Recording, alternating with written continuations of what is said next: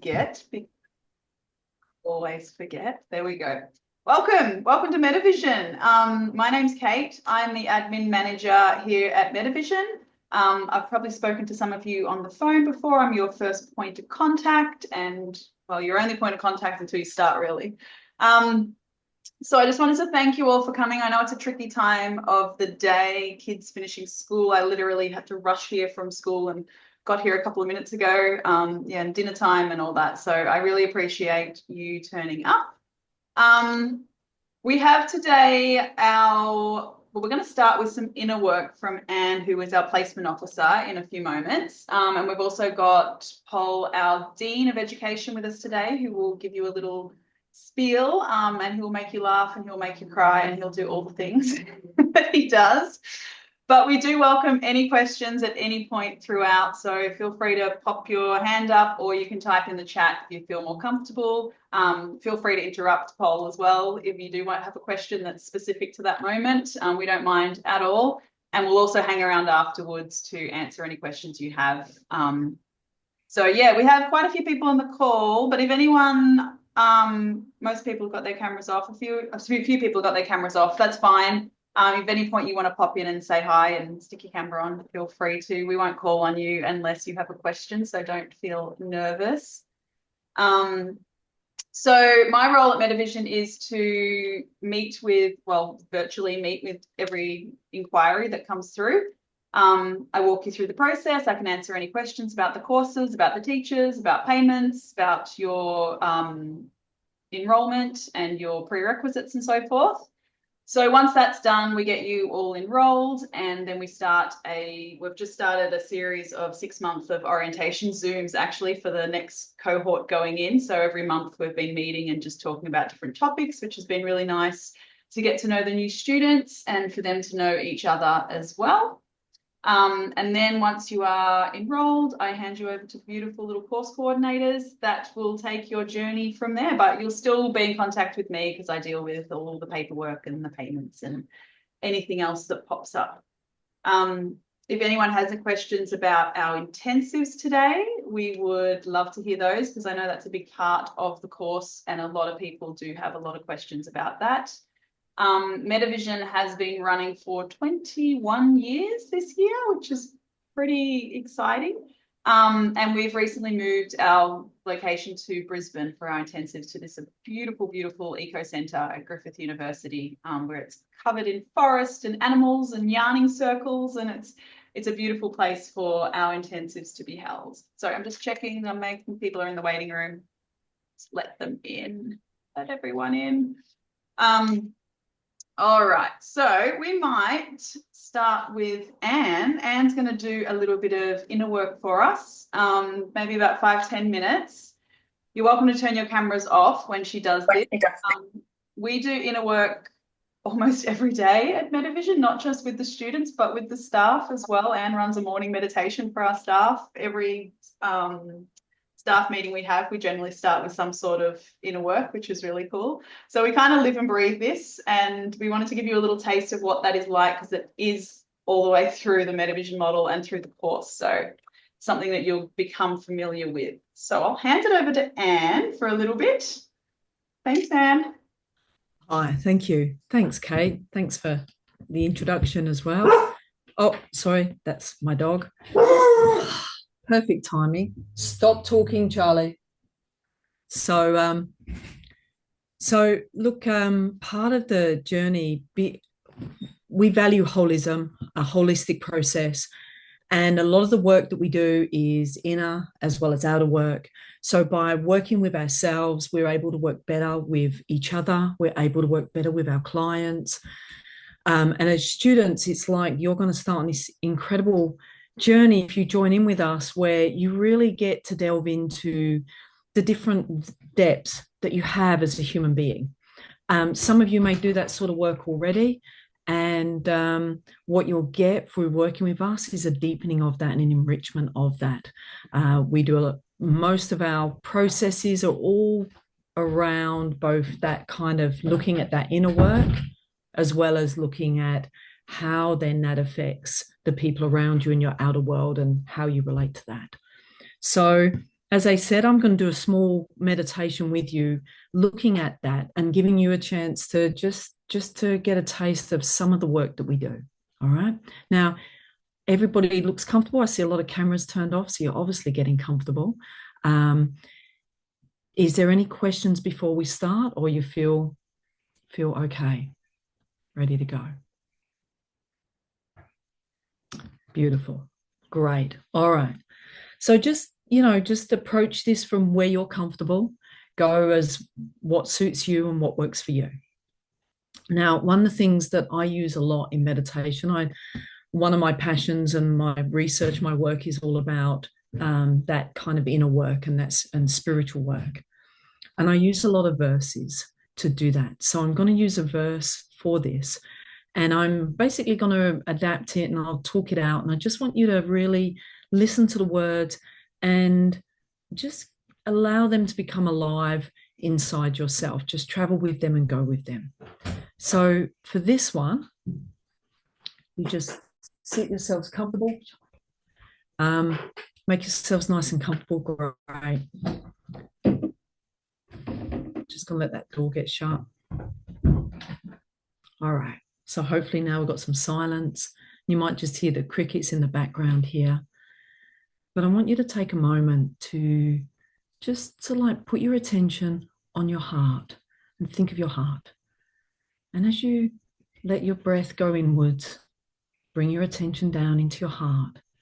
Think about how it warms you. Think about the love in your life. Times when you've felt real love and connection with somebody. Maybe it was a place, perhaps a person, when you were a child or with your own children. But just think about the warmth of your heart, how it warms you. Feel the love inside. You might even feel a bit of an inner smile and just notice that. And as you breathe in, let it grow and fill up your chest and fill you up as you put your attention down on the love in your heart. And then think about how your heart enlivens you, how it pumps the blood around your body, how it fills you with passion to do things that are really important to you. And take a moment to feel that enlivening, that passion. Perhaps it's a passion for a hobby or your family or for the work that you do. And feel the passion, feel it in your heart and allow that to grow and fill you up. And notice the difference between the warmth and the passion. And notice how they work together. Notice how they do that in your body. And then I want you to really sit inside those feelings, dive into them and look out into the world. You're really sitting now inside of your own love and your own passion and looking out. And get a sense of that place. There's something eternal in there, a part of you that is an eternal self that sits deep in your heart and in you. Just take a moment to see what you notice and what you feel. And take a moment to put your trust there. Put your trust on that eternal self that dwells within you, that part of you that sustains you through all things, through your life. And sit with that inside yourself. And allow that to come up into your thoughts. Notice how these things can flavor and color your thoughts. And give permission for that to happen. So that as you go out into your life, out into your world tonight, to the people that you care about, or be with yourself, you can help be guided by that eternal self that dwells within you, that sustains you.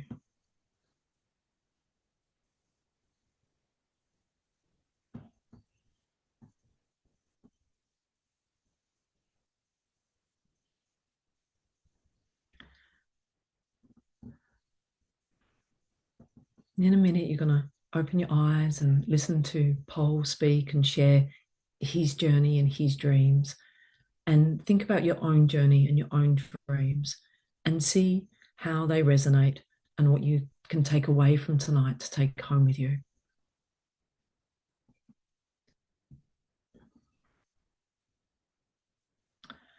Just bring yourselves back as you're ready. And thank you. Thank you for listening. Thanks, Anne. That was fantastic. That was okay. I hope people are still awake. Sent you into dreamland completely. I'm not used to getting grounded by you at the end of the day. It's something that I'm used to at the start of the day to sort of ease me into meetings and emails and conversations. Maybe we need to do it at the end of the day as well for us. Maybe we need morning and evening sessions with and sometimes I have particular ones for the evenings because you go into a different space as well, which, because you're going home, right? So it's really a time to go home and do that as well. So yeah, but thanks, guys. Thanks, everybody. I'm going to put it on silent. You will have to forgive me if I do leave, everybody. I do have another appointment that I have to go to soon. Okay. You, Anne. And if you do sign up to Metavision, you will definitely get to know Anne very well. Yeah. Is that everybody? Yeah, as the placement officer, you get to speak to me lots, and I also teach and run some of the classes and do inner work and that sort of stuff. So you will get to know me. All right. Does anyone have any questions or comments on the inner work at all before we move over to Paul? No? Okay. All right. Paul is our Dean of Education and our pure form of entertainment, 90%. We do love working with Paul. He has, really brought us together as a team, and we get nothing but positive feedback from the students about Paul because he's wonderful. So I'm going to hand it over to him, and he's going to just tell you a little bit about yourself and a little bit about the course. And then, as I said, if anyone has any questions, feel free to pop your hand up or in the chat as we go along. Nice intro, Kate. Thank you for that. And thank you for the grounding again, Anne. Okay, so I'm the dean, and my role is overseeing the whole of the college, basically. It's a really lucky position to be in because we've got really cool people who teach and who support students all the way through their studies. And we have really cool students. So I've been in higher ed on and off since about 2002, with a break in the middle for clinical practice, which was great fun. But much as I love working clinically, I think my heart is in higher ed. Look around the room, look at the screen. We don't get school leavers. We get people who've got a little bit of life experience before they want to do something like this. A lot of people leave school and they do psych because they think that's what you do when you want to work in mental health. And I would never diss the psych profession. I have a psych major in my undergrad, but I'd never call myself a psychologist. And I loved the study, but they didn't teach us anything about people. And at least they were honest. They said, if you think you're going to learn how to talk to people and help them through a crisis, you're in the wrong degree. Thanks. I just signed up for 3 years at Sydney Uni. They did say, we will teach you how to be a counsellor in your master's. But as I was studying, I found I liked psych less and less, and I liked sociology more and more because sociology is that big worldview picture, and it helps you to understand where you fit into society and why society is really kind and supportive and gentle if you fit into the right categories, and how it's sometimes constraining and cruel and nasty if you step out of those categories. And it gave me a really good lens to investigate the social world that I was in. Ironically, after I did my PhD, and my research areas are sex and gender, which basically means I'm the most interesting person to sit beside at a dinner party. After I did my PhD, 3.5 really fascinating years investigating how people think about sex, sexuality, gender, their roles in society. Um, Weirdly enough, I ended up teaching at a counseling and psychotherapy college. So even though I went in to look into mental health and then ended up looking at that big picture stuff, I kind of got pulled back to mental health. So at that point, I did my master's in psychotherapy, and I ran a college called the Jansen Newman Institute for a couple of years. And then I was senior lecturer at Australian College of Applied Psychology for about 6 years. And here I am now.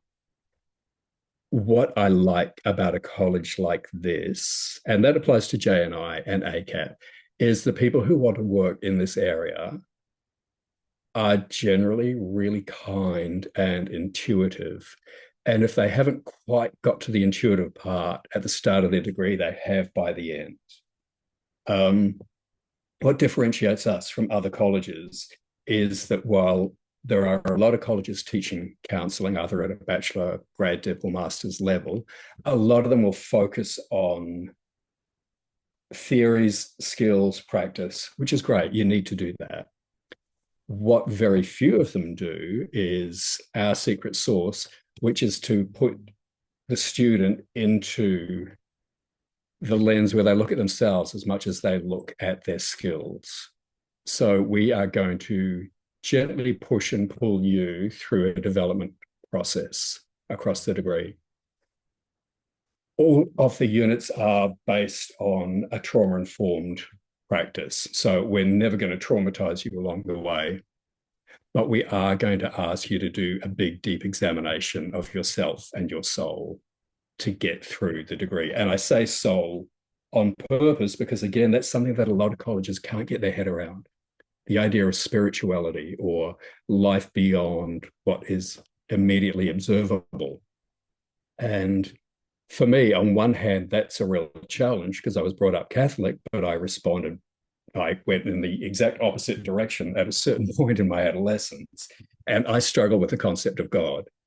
But I also see how supportive that concept is for people around me. So, for example, my parents were born in Belfast. They're Irish Catholics. And even though they were quite strict in their Catholicism, they were much more engaged in the social justice aspect of Catholicism. The nice thing about the Catholic Church is it's really about supporting community. And even though I didn't ultimately get the theology, I got the philosophy. We don't teach theology, we don't teach philosophy per se, but we ask you to identify what gives you meaning beyond the four walls you're in. And for some people, that could be something like community, or it could be spirituality broadly, or it could be being Christian or Jewish or Buddhist, or insert whatever religion works for you. What we want you to do is examine how the concepts of that spiritual backstory shape and inform you and how they support you, and how examining what you think you know about the world around you and what you think about yourself, making sure you're open to having that big discussion about, how do I know that? Am I making assumptions? Am I open to new ways of thinking? So as someone who works in a college that is very much grounded in aspects of spirituality, as someone whose adjective would probably be atheist, how do I fit in myself beyond the immediate? How do I understand students who want to talk about past lives or connection to nature or whatever spirituality means? This is something that other colleges just can't get their head around. And I think they make an active choice not to, because it can be a wee bit contentious. I'm sure you can imagine how arguments could flare up when people start discussing religion. Having said that, I've yet to see an argument at Metavision. We've seen really good discussions around philosophical aspects of who I am and how I got here and what next. So we want you to be an object of study as much as person-centered theory of Carl Rogers is, as much as process-oriented psychology of Arnie Mindell is. We want you in the mix as well. And that's a really exciting way to approach education. I'm not going to ask for a show of hands, but my guess is some of you didn't like high school as much.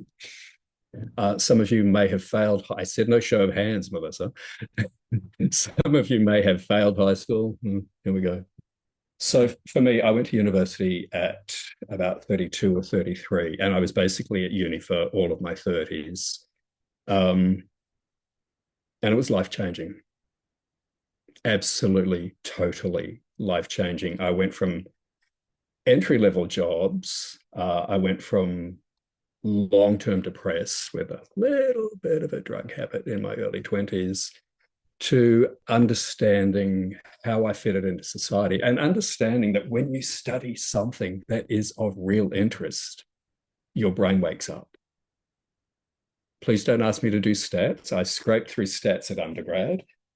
We will not ask you to do that, but any subject that really engages you, you'll find the readings easier to do.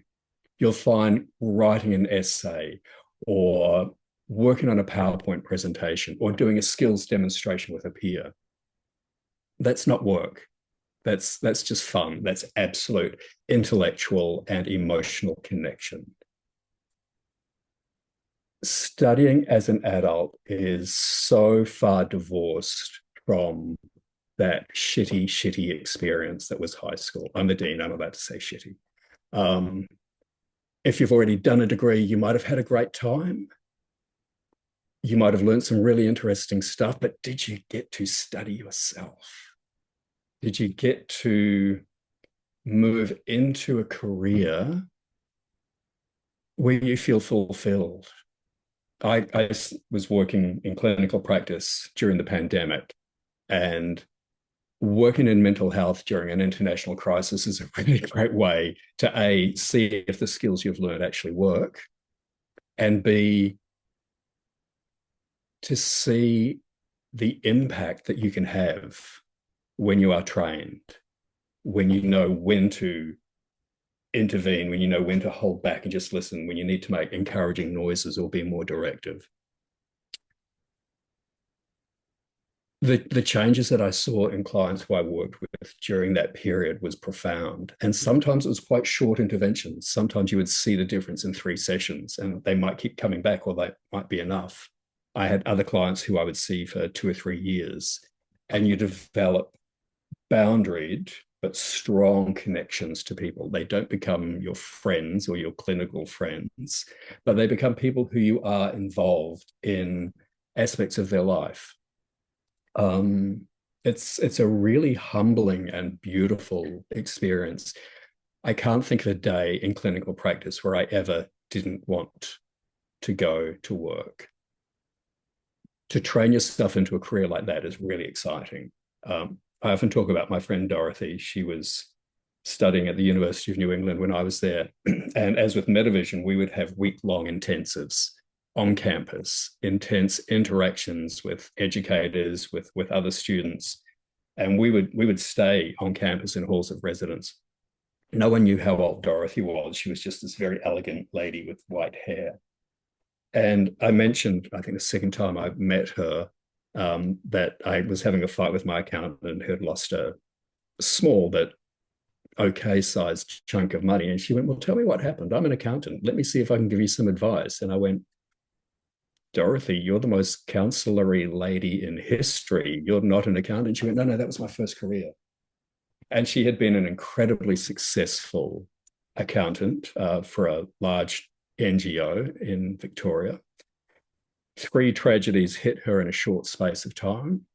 And after a lot of time talking to Lifeline, her Lifeline counsellor, she would phone on a certain night when she knew that Margot was working. After 18 months of talking to Margot on a regular basis, Margot went, Dorothy, you're through the worst of your grief.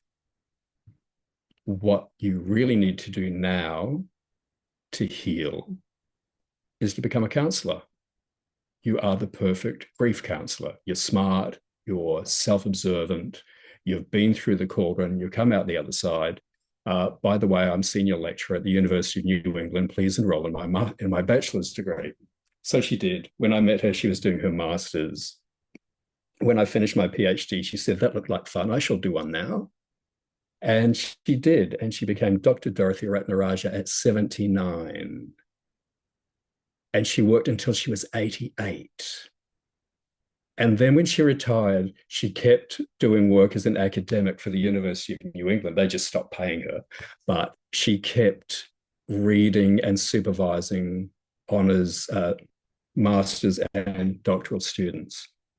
This is the kind of job that the more you do it and the more you love it, the more secure in your career you will be. Anyone who's done hairdressing will know that it's the kind of job that wrecks your knees and your back. Anyone who's been a nurse will know it will wreck your back. I have 3 sisters who are nurses, one of them who has ongoing back issues from lifting patients incorrectly. Counseling and psychotherapy do not wreck your body. And if you are well trained and if you engage in supervision and you have a community of peers around you, it doesn't damage your heart. The more you do it, the better you get at it, the more you get out of it. It's, I can't find enough superlatives to talk about the sense of joy that people get doing this work. Yeah, it's really hard. It's often really hard, some of the stories you hear. And you're not going to save everyone, but that's not your job. You're there to put structures in place to help people make changes in their own lives. You're there to walk alongside them while they sort their stuff out. And sometimes in the conversation, you're going to nudge it in some directions. You're going to make observations to them about what they've said and what they said last week, and why they're having a specific physical reaction when you ask a question. You bring those things to their attention, which we will teach you that in the training. You bring those things to their attention and people do the work themselves, but you're there alongside them. And that's a really exciting place to be. As I said, we stretch our areas of study from counseling skills through to basically metaphysics. But the crossover between something like metaphysics and science is very blurred. You might talk about an inner work, which Anne just did. Now that's tapping into your felt sense of self. Sometimes it's tapping into nature. She might do one where you visualize where you are and you visualize being connected to the earth, and you think about people who've inhabited this city or this land for thousands of generations before us. Some of it's connecting on those deep levels. And yet the crossover between that and meditation, and when neuroscience comes in and starts looking at how people's brains respond in relaxed or meditative states, it's a very blurred line. On one hand, we're talking about stuff that some people training in this field would be really cautious about. And yet, even when we are talking into the metaphysical realm, we're doing it in a way where you can see the impact that it's going to have on you and it's going to have on your clients. So something like being calm, being spiritually engaged with the world around you, that's just another form of meditation. If you said to my dad, if I said to my dad, do you meditate? He'd go, no, that's not what I do. And yet, as a child, I remember I was the youngest and I loved getting up before everyone else. Dad would be in the kitchen because it was the only time, 8 children, that he would have peace and quiet. So I would sort of tiptoe into the kitchen and he would be sitting there reading his Bible, and he read that from cover to cover over and over. And in the morning, that was how he grounded himself. And if I, at the age of 4, said, hey, Dad, are you meditating? He would have gone, no, I'm reading my Bible. But it was doing the same thing. It was grounding him. It was connecting him to his God. It was giving him a sense of purpose when he had a really crappy factory job, which he had to do because he had 8 kids to support. That moment of quiet solitude, except when the youngest walked into the room, that was him meditating, but just meditating with a different word. So we will help you to find ways to ground yourself. It can be being in nature. It can be knitting. It can be having a large dog who is lying on the bed. He's not even going to sit up. So part of my meditative grounding routine is I start the day walking him. And at the end of the day, I walk the other dog who's in the backyard. For me, that's connecting with nature, and it's connecting with community. I can literally feel a physical rush when I'm walking past someone and they smile. People smile at you when you've got a dog. It's a really good icebreaker. Or when they stop and chat, or just people who I know to wave from the other side of the room. For me, that's my engagement with the spiritual realm. And we will ask you to figure out what connects you to society, what connects you beyond your immediate circle. And then we're going to teach you some skills, and then we're going to get you to practice and practice and practice. And at the end of it, you're going to graduate, and we will give you a piece of paper that says this is your degree. Then you'll go out into real life practice. And I always think that it takes another year or two of doing the skills on a regular basis, of having a really good mentor, a good manager, or a good supervisor, before everything that we taught you suddenly begins to just become embodied in your professional persona. And that's a really nice feeling when you stop thinking about the skills and just find yourself doing them. Now, I mentioned intensives a little while ago. So each year we have 3 intensives, 2 5.5 days and a 3.5 day. We have those in Brisbane. The first one will be at the company headquarters because we couldn't get the Eco Centre at Griffith University for that one, but the subsequent ones will be. Just the joy and the connection that you see at those intensives is wonderful. I did, as I said, I did my postgrad work at UNE, and the connection I felt to the college every time I went up there and hung out with the staff and the students and had lunch with them and went to the library and talked about all the big picture stuff we'd learned that day. That was really exciting. We do the same. So again, one of the unique points about us is we use what's called a cohort model of teaching. So you don't pick a subject and do it with those students and then pick a subject next term and do it with those students and then do a subject and you don't know any of those people in that class. The people who you enroll with on day one, you will go through all of those subjects together. The learning that happens around the edges of the learning when you're with people who are going through that journey is very exciting. There's only so much we can teach you from the knowledge and the experiences we have. The knowledge that you will learn from those interactions with each other. And sometimes it's a conversation, and sometimes it's a bit of an argument about different viewpoints.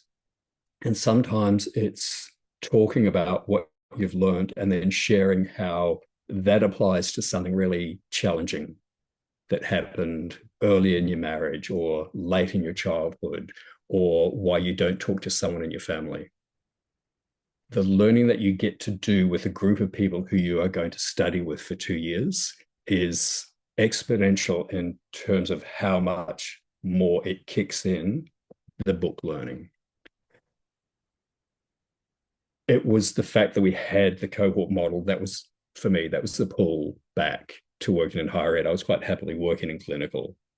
And a former colleague said, hey, there's a job going, you'd really like it. It's kind of like some stuff you did before. And it's like, no, I don't know if I want to go back into higher ed just yet. She went, they have a cohort model. I went, oh, I need to talk to the boss lady.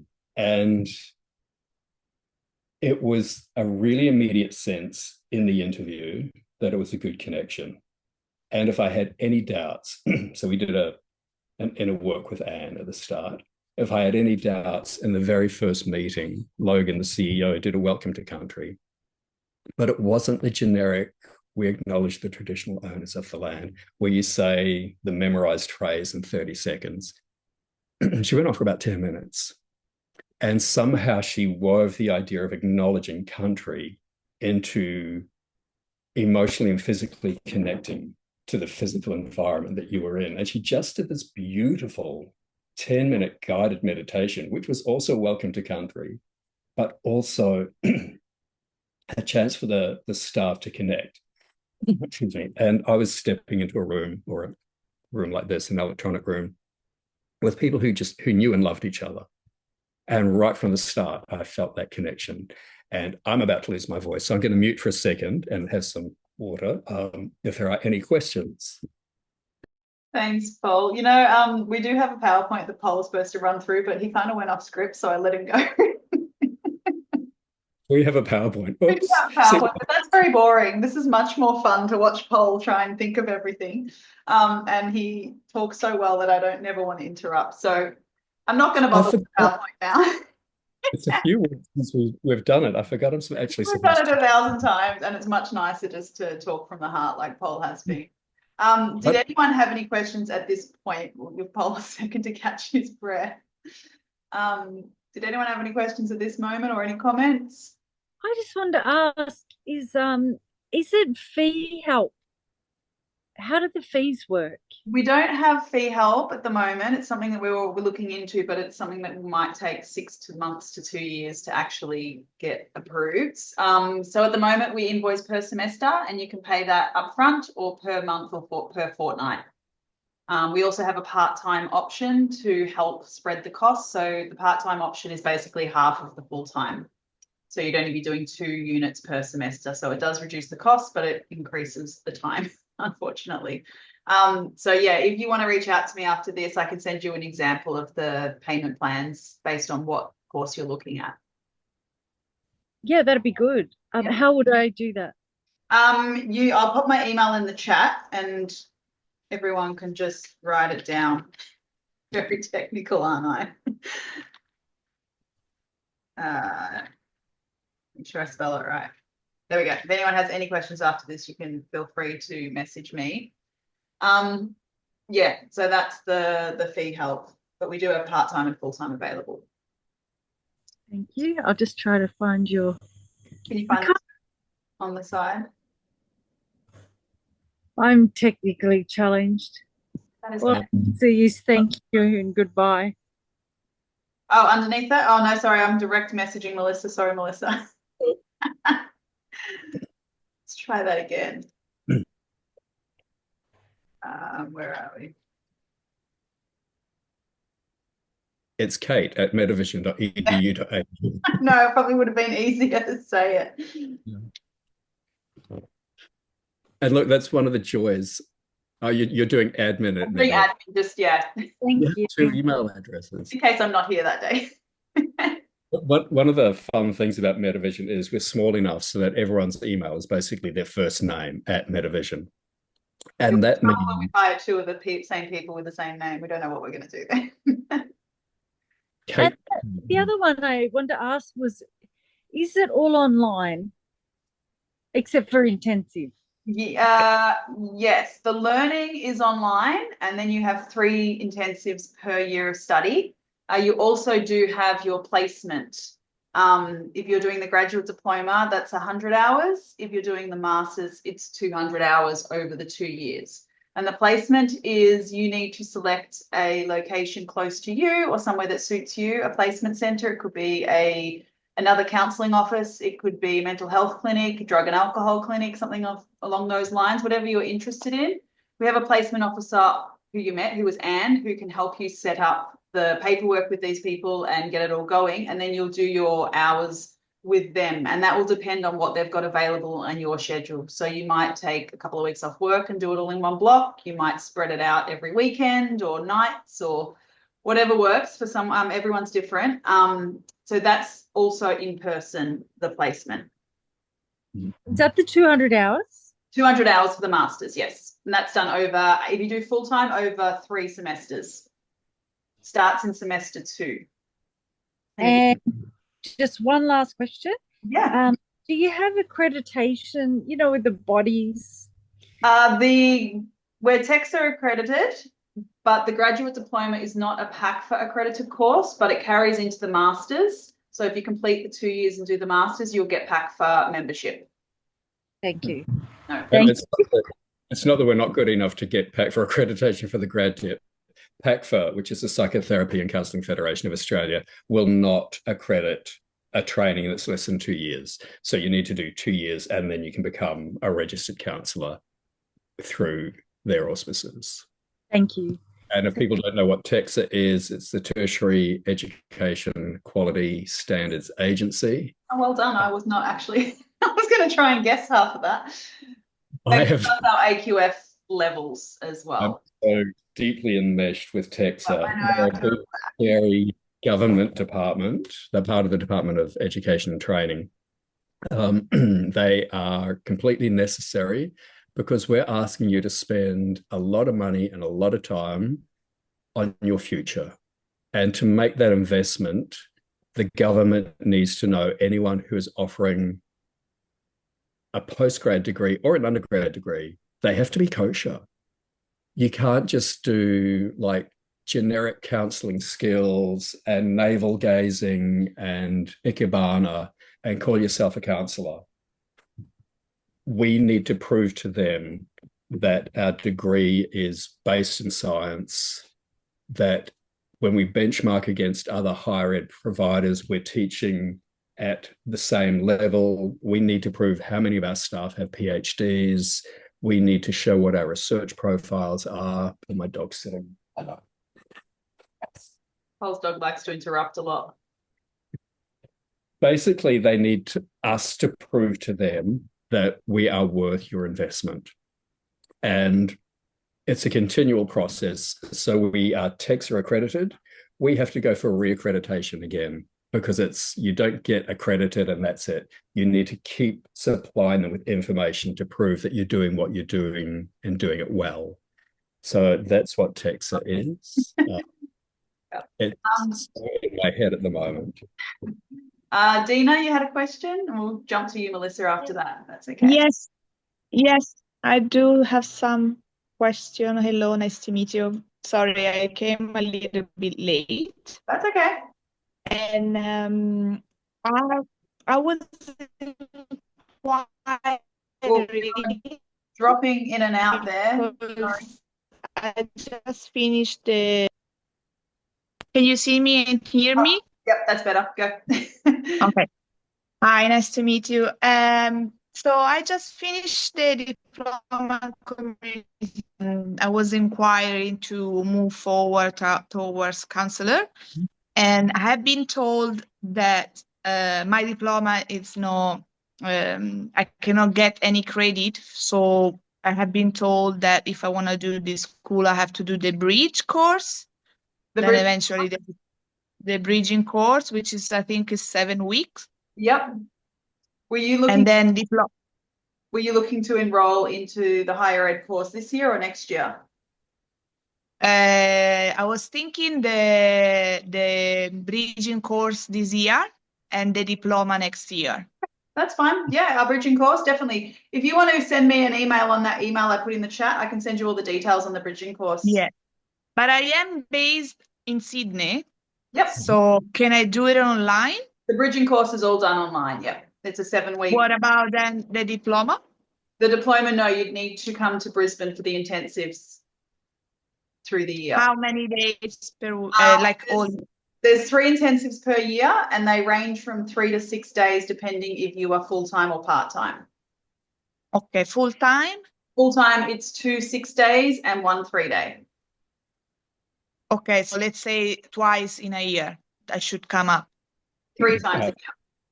3 times, Yeah, okay. There's a 6-day at the start of each semester and then there's a 3-day in November at the end of the year. Okay, it's not bad. And the rest could be done online. Everything else is online, yes. That's right. Okay. And because obviously to become an holistic counselor, I should move forward then for the degree after, which is I think other 2 years after the diploma. Once you do the graduate diploma, you can actually go into the second year of the master's. So because you've already covered the first year of the master's, it's a nested course. So if you do the graduate diploma for a year, you can do 1 extra year and then you've got your full master's. Okay. And that's the same again. There'll be 3 intensives in that year.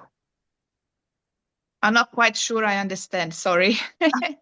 So we have our graduate diploma, which is 1 year.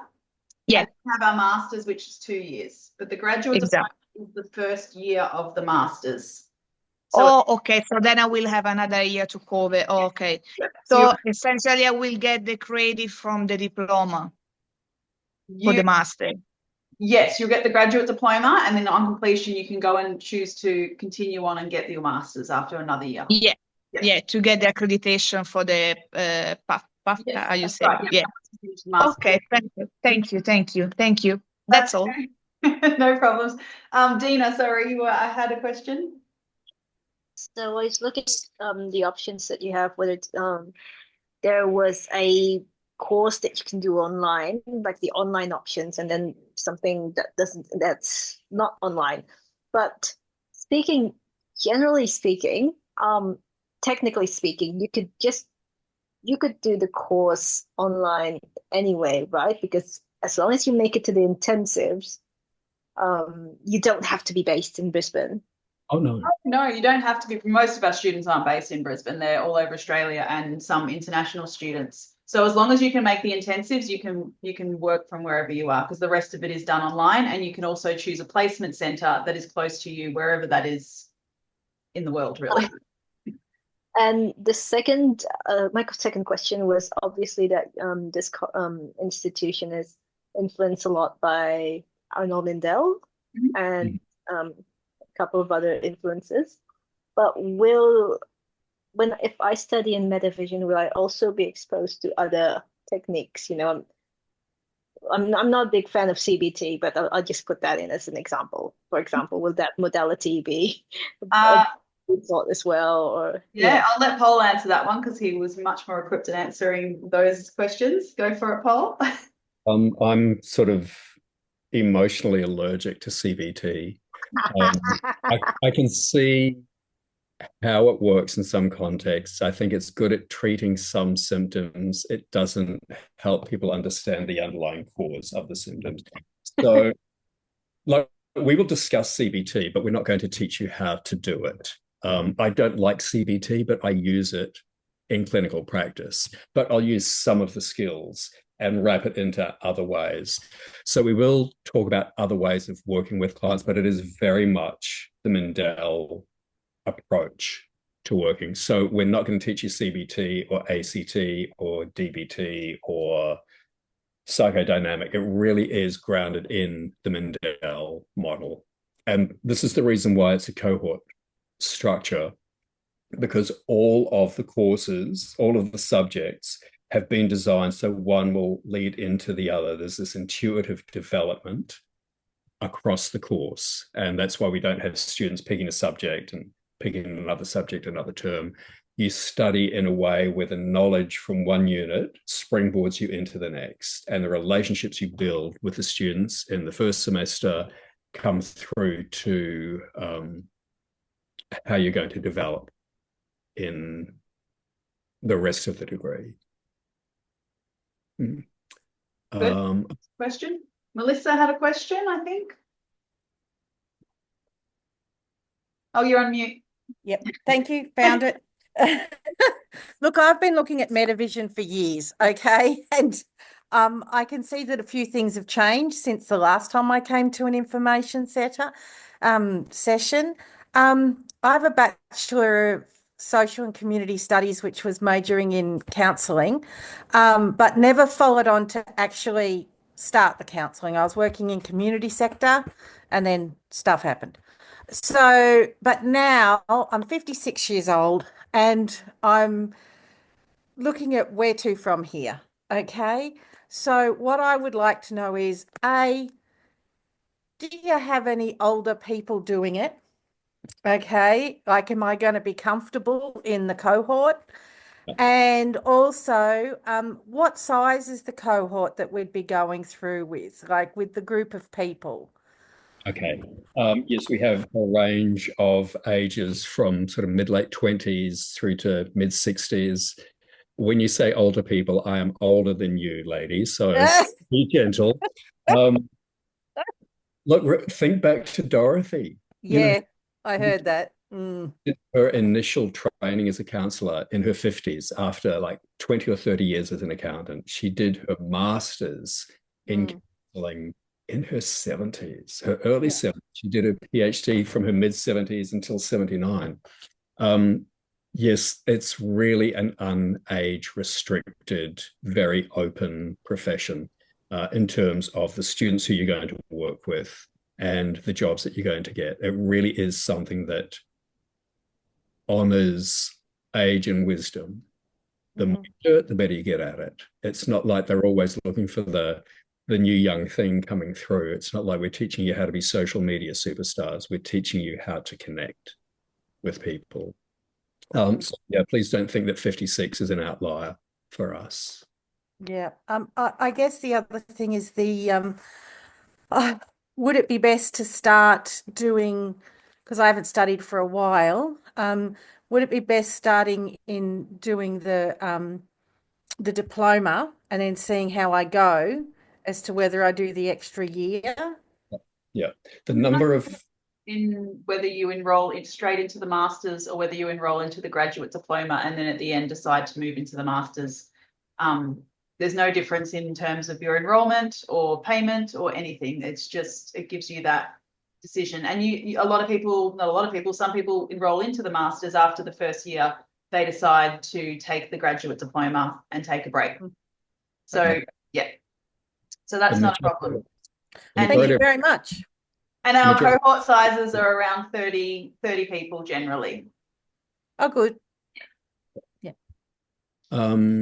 Okay, and that sort of ties back to Hayley's question, which you have sort of answered there, Kate. So yes, you can do the grad dip, go into practice, come back, and then do the masters. You just enroll into that second part. Yeah, we have a lot of students that have, this year particularly, we've had a lot of students, old students that have gone and done the grad dip and they've come back a few years later to continue on to the masters, which is really nice to have them back. So definitely can do that. So Aretha? Said it perfectly. Thank you. I have a couple of questions which keep coming in and out of my brain. So I might remember them, I might not. What is the typical workload per week with full-time versus part-time? Okay, that's a really good question. We survey our students regularly to try and answer this question because, as you can imagine, everyone works very differently, whether they've had lots of academic experience or whether they haven't had any academic writing experience before, then they're going to work at different levels. Some people have covered a lot of the content so they can skim through it, and some really want to embody the content so they spend a lot more time. So everyone is very different, but on average, it's about 15 hours a week of study, plus a Zoom tutorial online, and then on top of that, your intensives and your placement and so forth. That's for full time. So part-time would be about half of that. So each week we have two 2-hour online seminars, and they're very interactive. We want you to have done the pre-readings because we're going to discuss that. There may be a resource, a film that you watch beforehand, a podcast that you listen to. And then when you're in the class, which is going to feel like this, part of it is going to be someone presenting ideas, presenting content.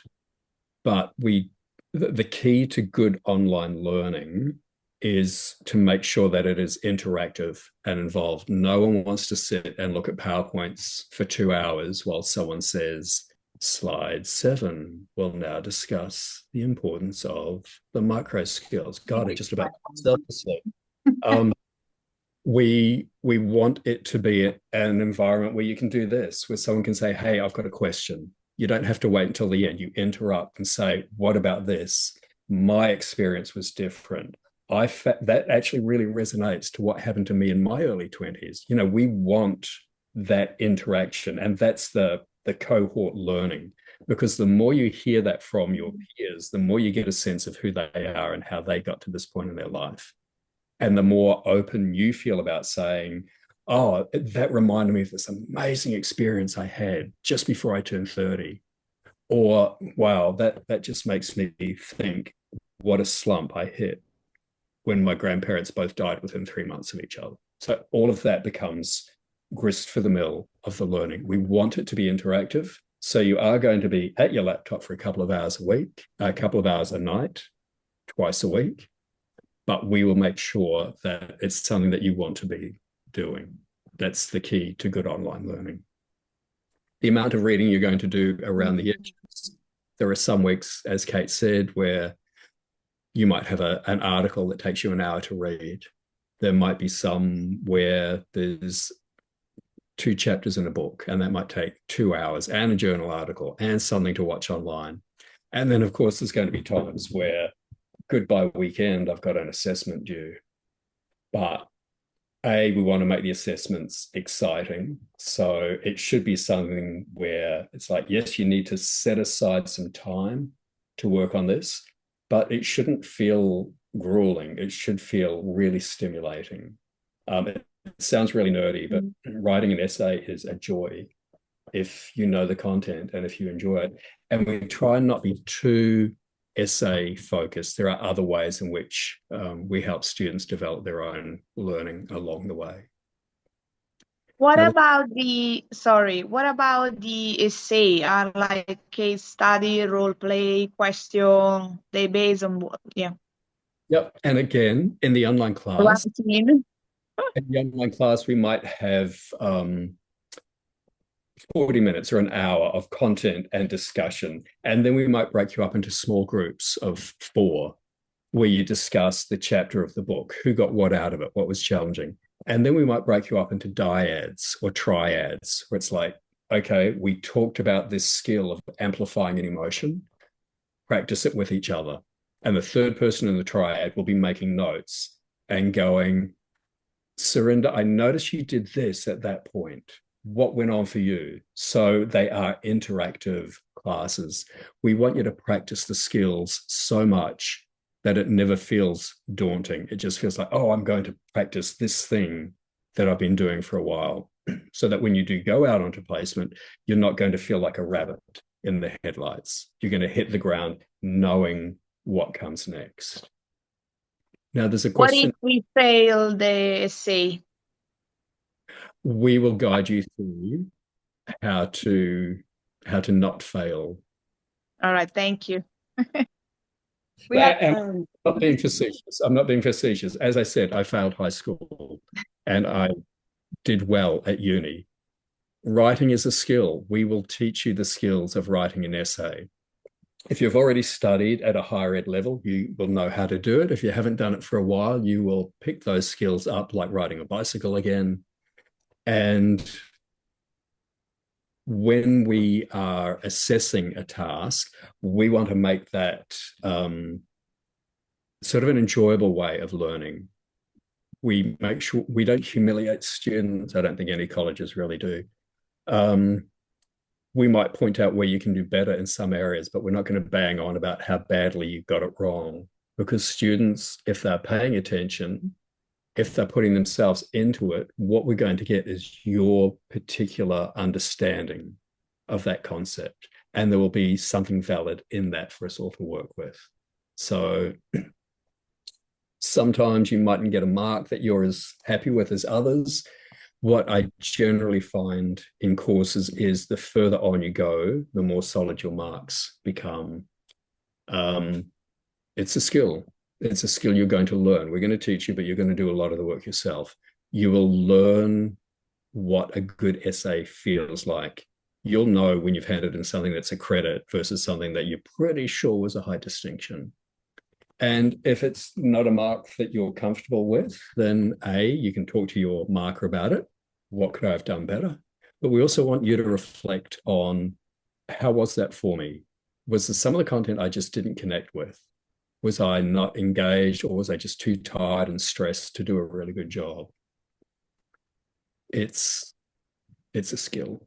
We will hold you a hand along the way without being patronizing about it. You've got to do the work, but we will help you get there. Now, I can see a question. Yeah, Olfa was just asking about placements. I mentioned they had to be in person. I believe there is a certain amount of hours you can do not in person, and I'd have to speak to Anne and get those exact times because it keeps changing.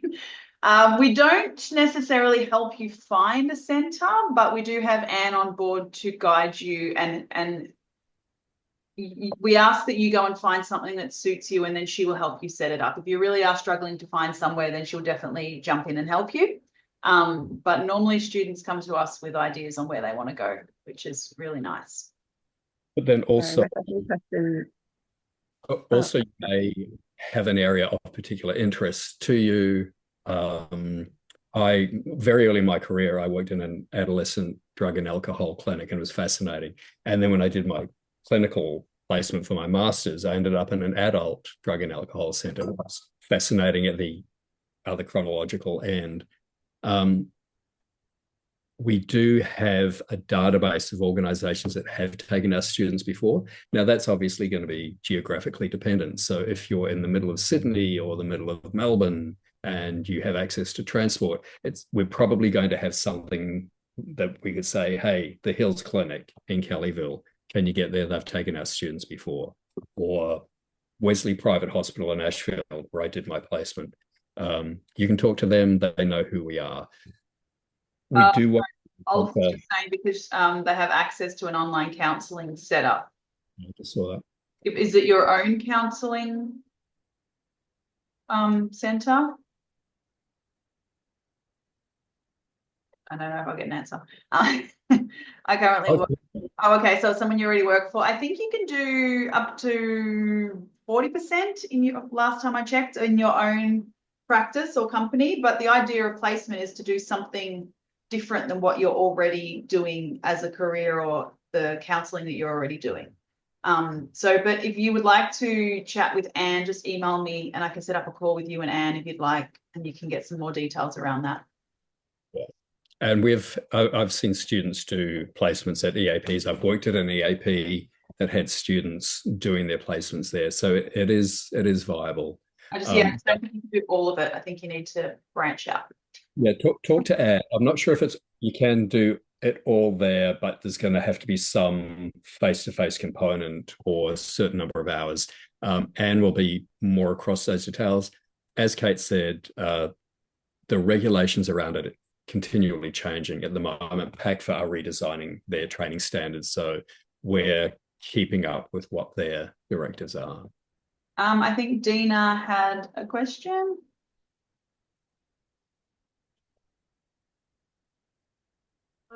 Okay.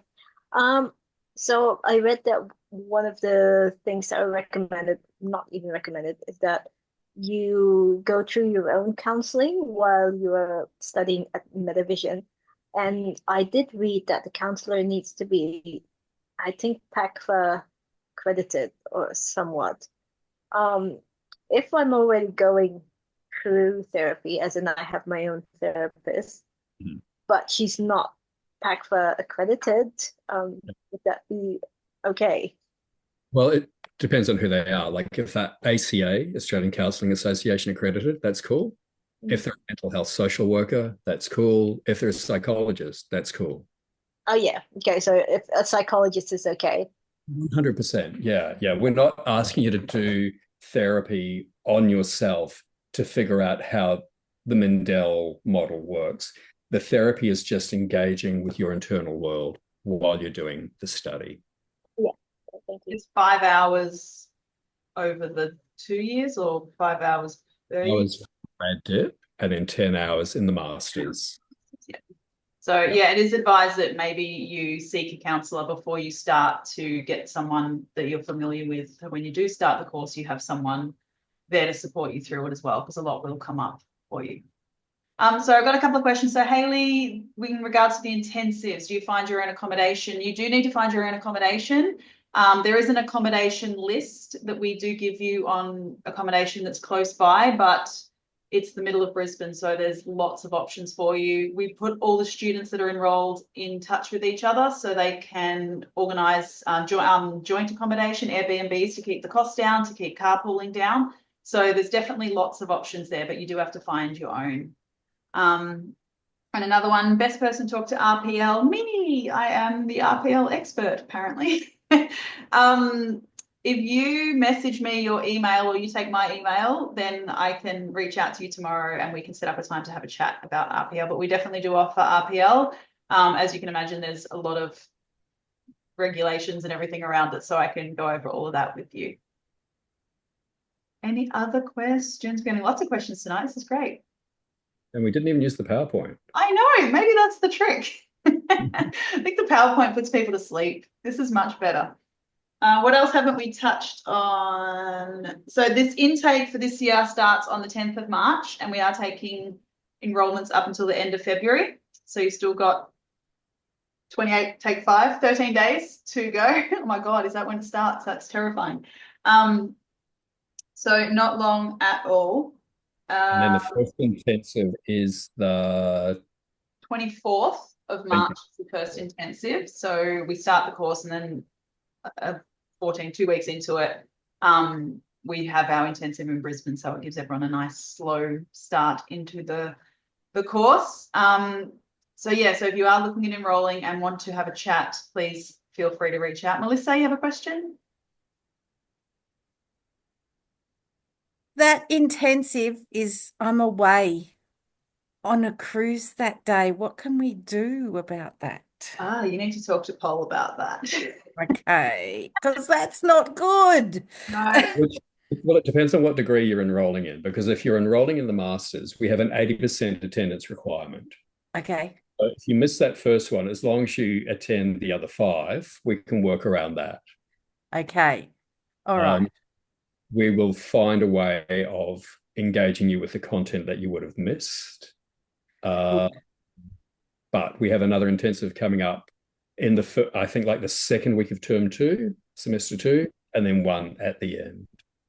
So there's no makeup one that you can do though? We can't, because we have to bring all the teachers and everyone together for the intensives. Yeah, okay. The problem is PACFA require you to have X amount of face-to-face hours, and we achieve that with the intensives. So if you can't attend the intensives, and if you don't attend enough intensives, we don't have a way to make up that face-to-face hours. And then when you go to PACFA, Okay. you know, they're going to be the ones that turn you down. So we want to make sure that you come to as many as you can to get all of those hours in. Yeah, what date was that again? The 24th to the 29th is the first one.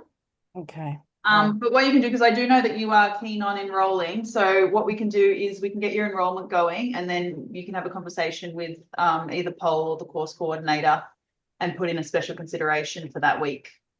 Okay. All right. Thank you. That's okay.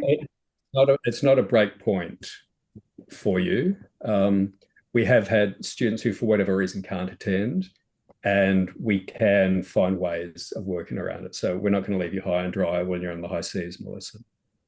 Surinder, you just asked if we have a campus in Brisbane. We have a head office, which is I guess it's a campus, but it's right in the middle of the city, and it's not our favourite place to hold our intensive. So we are holding the first one due to a scheduling issue this year, but then we'll be holding them out at the Griffith University, because they have this beautiful, beautiful space at their eco centre that is much more conducive to our type of intensives, where we want you to get outside, we want you to connect with nature, we want you to go for walks. It's very hard to do that in the middle of the city. So yes, so we do have a campus, but we don't really use it, if that makes sense. There is training that goes on there, because our owners also have other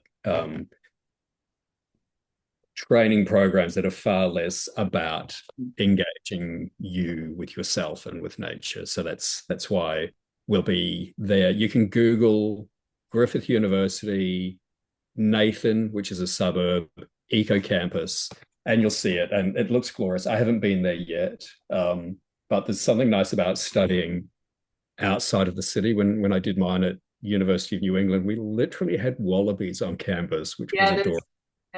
There's goannas. There's actually, in the whole centre, they've got these big tanks, and some of them have snakes and turtles and all sorts of fun things in there. So if you're scared of those things, you're probably not going to enjoy it.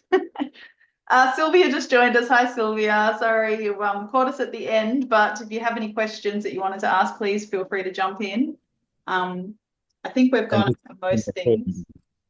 So you can watch the recording back, Sylvia. Yes, you can watch the recording. Yes, I'm really sorry. I'm in Tasmania, and I think I got confused with the timing. I'm really sorry. That's okay. That happens. Did you have any pressing questions, or I'm happy to set up a call with you tomorrow if that's easier? Yes, if we can do that, that would be great. Yep. Sorry again. No, it's fine. Absolutely fine. I just wanted to also touch on the admission pathways. So if you are looking to apply and you think you might not have the credentials to get in, please give me a call and have a chat to me. We do have a pathway for those without a bachelor's degree to get through. So we just look at all your history, your work, your life, everything, and see what we can do. So feel free to reach out to me if you think you might be in that boat. Thanks. So yeah. Was there any other questions, anybody? Any other comments? I have one more question. Yeah. Actually, last two, sorry. If I go overseas, because obviously I'm not Australian, so if I go back home, let's say for 2 months, am I going to be able like to pause the course and take it back once I'll be back, or You can I have to take the holiday? Yeah, you can defer at the end of a semester for 6 months. If you like, I think up to 12 with special consideration, but you just got to be mindful when you do come back.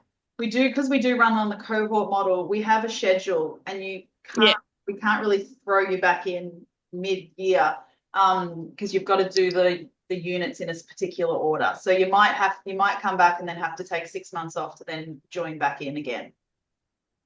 Okay. So And Can I ask what yes, country you're and going, sorry, Paul. can I ask what country you're going to? Italy. I'm Italian. I never like to say, because if I say where Portugal. you're from, I'll say where I thought they were from. If I say, oh, you sound Italian, they'll go, no, this is a Spanish accent. So at the moment, it is 9:15 a.m. in Rome. We start teaching at 6, which would be 8 a.m. If you wanted to go over and keep studying, and you're okay to study from 8 a.m. till 10 a.m. Rome time, Yeah, it's not bad. Yeah. Yeah, Zoom in. get that first before you defer if you want to. And like, for example, I'm doing counseling with my own therapist, which is an holistic therapy but is based in Italy. So I'm doing like 2 hours with through phone, but I don't know if this will count here. Count for your counseling.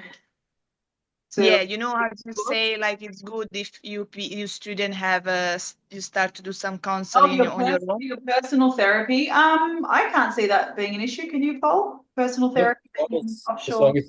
As long as they have a degree, it's not just someone who's thinks they know how to do it and they're good with people. As long as it's someone who's done training and they're registered with an Italian counseling, psychology, whatever kind of professional agency, absolutely. Okay, thank you. Well, Jacinta's leaving. You didn't have any questions?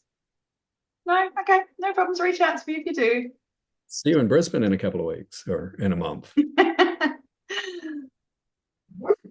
Sorry, I missed a question. Can we apply for study help with CRN if we enroll in the course with you? No, we don't do any fee help. I know you can get Centrelink on your own accord for Student Centrelink, but we unfortunately can't offer anything like that at the moment. So yeah, but we do offer payment plans. I mentioned that earlier. We invoice per semester and you can pay upfront per month or per fortnight for the payment plans. And we offer part-time to help split the cost as well. So a lot of our students also move between full-time and part-time based on life, money, situations, overload, all those things. So we're also flexible with that as much as we can be. And basically, we're teaching adults. So at some point, you might be looking after kids, or at some point, you might be looking after your parents, or at some point, you might be partnering up and going on a honeymoon. We work around the fact that adult lives are not completely predictable. So we will be as flexible as we can. I said before, we're small enough so that everyone's first name is their email address. It also means that we're small enough so we basically know all of our students by name. And much as I love the fact that one of my degrees is from Sydney Uni and they have like 150,000 students, you really disappear into a college of that size. And I had a great time, but you don't get the opportunity to do that small cohort interactive type of learning with your lecturers and your peers. So we're big enough so that we've got texture accreditation, but we're small enough so that it does have an intimate quality. I'm just going to look up a document, Surinder, because I literally wrote out the list of teaching staff today. Let me just bring that up. Open recent staff. There we go. Okay, so we have 1, 2, 3, 4, 5, 6, 7, 8, 9, 10, 11, 12, 13. We have 13 staff who are either ongoing sessionals or permanent within the college. So we're small, but that means you'll get an academic who's going to teach you a couple of subjects that are related to their speciality. Sorry, on that, do you provide supervision while we're doing our placement as well? Yes, that is part of the degree. That's a requirement from PACFA. It would be unethical for us to send you out on placement without supervision. I'm all about supervision. I'm a supervisor here. My last job was running the supervision department at ACAP, and I can completely see the necessity for it because I know what it's like when you're on placement or seeing clients. I know how important it is. Will you ensure PACFA accreditation for the masters? Hell yeah. We just got a letter from them 3 weeks ago. We were up for reaccreditation at the end of this year, which, we were ready to start the paperwork for that. We got an email from them saying, we are still reviewing our training standard guidelines. So we're extending your accreditation with us until the end of 2028. So, yes, we still get the accreditation and we don't have at some point. needs. Hold it up. So, the big job, but yeah. We have no reason not to accredit the masters, and PACFA have no reason not to keep us accredited. So I'm a PACFA member. Kathy, who's the Deputy Dean, she was the chair of the PACFA Ethics and Research Committee. Ione Lewis, former president of PACFA, she wrote large aspects of this course. So we are small, but we're kosher. We kind of know what we're doing. We've got enough people with a lot of professional, as in clinical professional and academic professional experience backing you up. And as Kate said, we're 21 years old, so we've been doing this for a while. They're in the as a supervisor. No, we have boundaries. But we have, well, in terms of I can be one of the supervisors who you see while you're in the course, but I couldn't be your supervisor for your clinical practice outside, much as I would love to. I'm sure you're great. I know work at Canberra University at some point. Sorry, what was the question? The audio broke up there. Iona Lewis. Ione, was she? Yeah, what about Ione?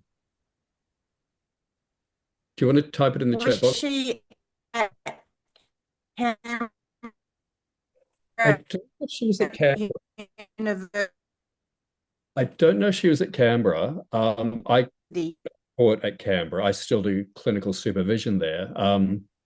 She was definitely at ACAP. She was my manager when I started there in 2012, I think.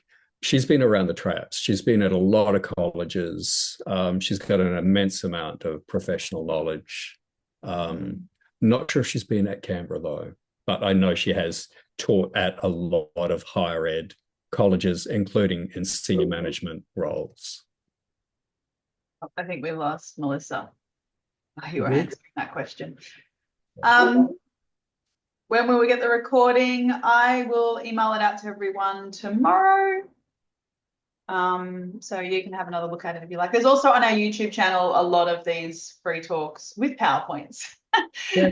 If you get bored and you want to sit there and flick through our YouTube channel, there's a lot of really good videos on there, testimonials from alumni, from teachers, all sorts of stuff on there. So Surinder had to go. She's going to be in touch. Yay. All right. Did anyone have any last questions before we finish up? It's 20 minutes past schedule. That's a good sign. Good conversation. Yeah, great conversation. Thank you, everybody. All right, Thanks, everyone. I'll go. Did you have Thank you. Thanks very Really much. appreciate that. So did you have a question? You don't have it. You have Samsung. Your name is Samsung today. Oh, she's gone. I'm going to stop the recording.